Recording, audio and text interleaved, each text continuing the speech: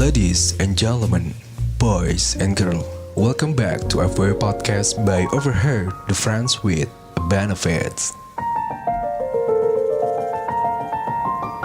Ladies and gentlemen, boys and girls, kembali lagi di Overheard Podcast by Overheard, the Friends with Benefits, and back again with your host. This is Mimin yang selalu setia menjadi host sekaligus narator kebanggaan sobat nganus sekalian. Apa kabar semuanya? Selamat datang kembali di segmen Kamis Krimis, and so I'm so happy. But ada sedikit loh, dimana seperti yang kita tahu banyak banget berita duka, entah itu kerabat, orang terdekat yang meninggal. Dan gue harap kalian tetap diberikan kesehatan untuk survive melawan COVID-19 ini. Gue gak tahu bisa berupaya sebagaimana mungkin untuk memberikan solusi. Cuman ya agak-agak sulit aja sekarang ya. Seperti yang kita tahu di posisi sekarang yang dimana PPKM tuh udah mau 6 minggu coy.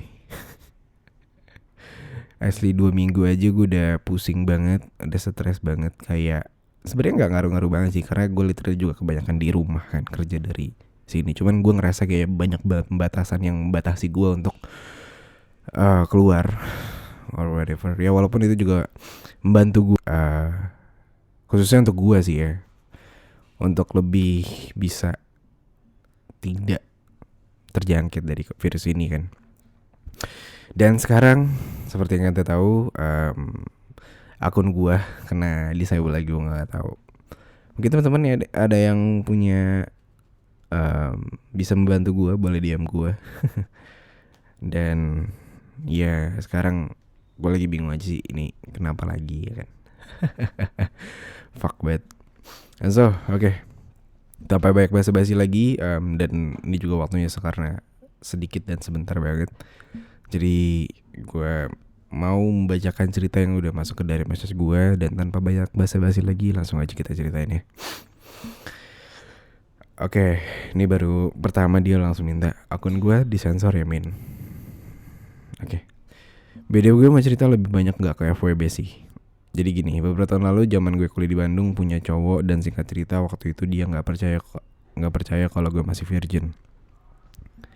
Karena dulu gue lagi bucinnya sama dia, atau lebih ke bego sih. Almost tiap hari gue sama dia mulu, sampai tiba-tiba mau aja tuh having sex sama dia. Bener-bener for the first time banget. Ternyata setelah gue tahu rasanya gue malah ketagihan.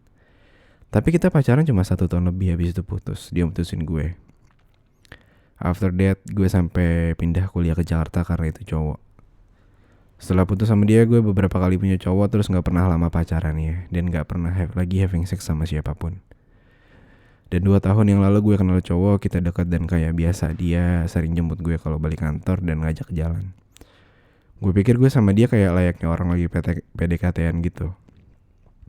At the moment, dia minta gue temenin dia untuk ketemu kliennya di daerah Pati Yunus. Tapi gue gak ikut. Turun, gue nunggu di mobil. Gak lama dia balik lagi, terus kita jalan deh tuh. Tiba-tiba dia berhenti nyari parkiran daerah Panglima Polim. Gue tanya dong, ngapain kesini, bukannya mau balik. Terus dia tiba-tiba minta gue spungin. Dan gue kaget karena dari awal kenal dia sama sekali gak pernah ngebahas atau menjurus ke hal-hal kayak gitu. Kayak normal aja gitu loh. Dan waktu itu ya mau gak mau gue turutin. Bego lagi kan gue. Sampai beberapa bulan after itu dia ngajakin gue staycation, dan pas itu gue gak mau sampai having sex. Dia agak marah gitu, dan jadi kayak ngejauh, dan jatuhnya gue di ghosting. Oh iya, gue baru ingat sebelum kejadian itu gue gak sengaja lihat dia lagi pegang handphone dia yang satunya lagi. Nah kayak selewat gitu di softcase-nya itu ada foto cewek. Gue dari situ diam aja, gak nanya langsung. Baru setelahnya beberapa minggu gue tanya dia, bilang foto klien. What? Foto klien ngapain dia taruh di softcase HP-nya dia coba? Buat apa anjir? Gue pura-pura bego aja waktu itu. Tapi feeling gue udah tahu dia punya cewek, cuman gak ngaku ke gue dia jomblo. Biasalah. Gak lama di ghosting sama si kampret ini, gue baru bisa pacaran lagi, dan pertama kalinya juga having sex lagi setelah bertahun-tahun sama mantan gue yang dulu. Tapi ada bedanya. Karena udah tahu dulu rasanya enaknya kayak apa, sama yang sekarang lebih kayak kentang gue nya. belum apa-apa dia udah mau keluar aja. Gue yang pusing. Tapi karena gak enak tiap dia nanya enak apa enggak, gue selalu jawab iya enak. Padahal malu kentang. Honestly sama mantan gue dulu enak banget sih, sampai satu hari bisa 8 kali. Dan oh iya, akhir tahun ini gue sama dia harusnya nikah. Tapi karena tiba-tiba beberapa bulan kebelakang kita sering banget berantem, ditambah ada orang ketiga gitu, gue mutusin buat gak lanjut sama dia, men. Banyak banget sih yang gue pikirin dari sifatnya dia yang bertolak belakang banget sama gue. Dan batin gue, nanti kalau sampai gue jadi nikah sama dia, karena banyak dengar dari teman-teman gue ada beberapa dari mereka yang nyari di luar, karena batin mereka yang gak terpenuhi sama suaminya. Gitu aja sih, Min. Thank you.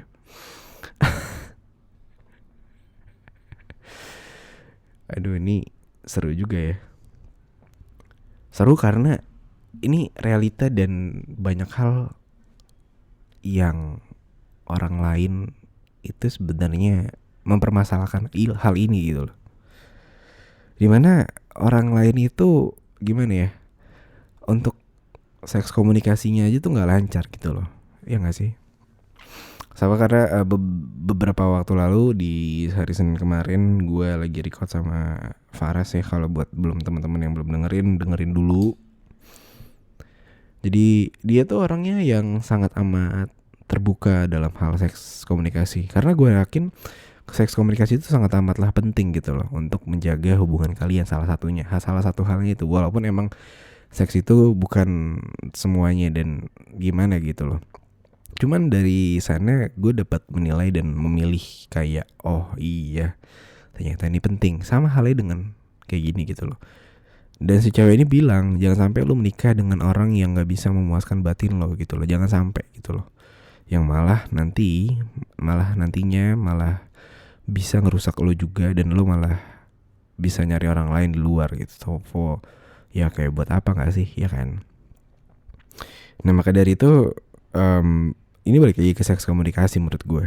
Karena dari yang diceritakan, kalau misalkan emang pelajaran yang bisa diambil dari cerita ini adalah ketika lo mendapati sebuah pasangan yang emang gak enak, itu lo bilang jujur aja gitu. Kalau misalkan lo emang gak enak, jangan sampai lo malah bikin dia kayak gimana ya, dibohongi lah.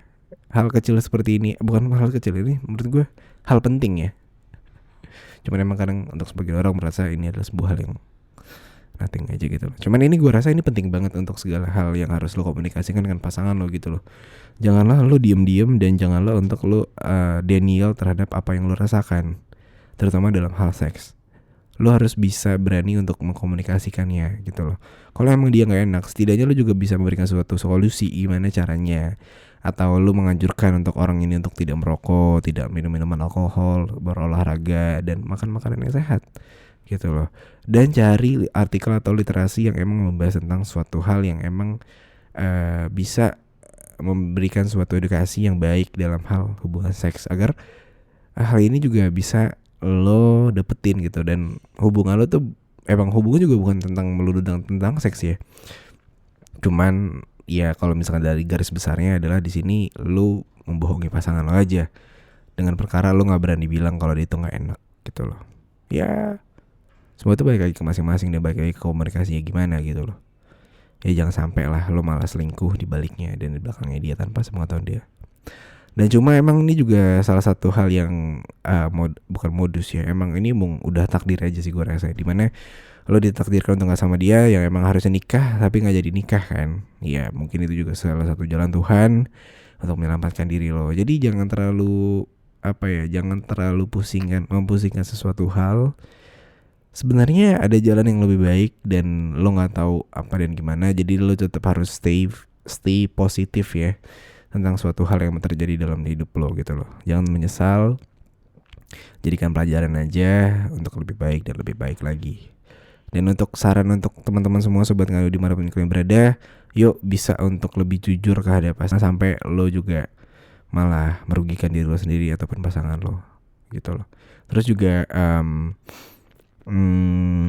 buat cowok-cowok ya, kalau misalnya lo punya pasangan lo bilang aja coy. Janganlah lo menutupi atau lo pengen main belakang tanpa sepengetahuan pasangan lo gitu loh. Udahlah, tolonglah. lucu aja gitu kadang kalau misalkan lo emang punya pasangan tapi ngakunya single, atau lo tidak mau ngakui pasangan lo sendiri gitu loh.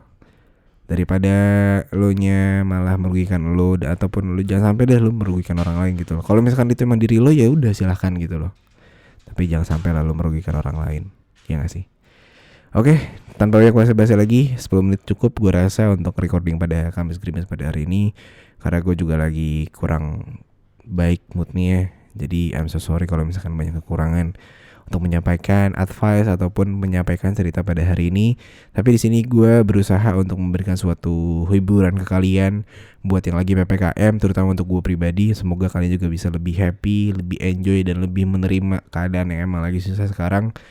Gue gak bisa berbuat banyak, mungkin ini salah satu jalan gue untuk menghibur kalian yang di rumah aja, yang lagi kerja sambil dengerin podcast mungkin, atau yang lagi susah tidur bisa dengerin podcast ini. Siapa tahu bisa membantu kalian untuk bisa menjadi lebih cepat untuk tidur.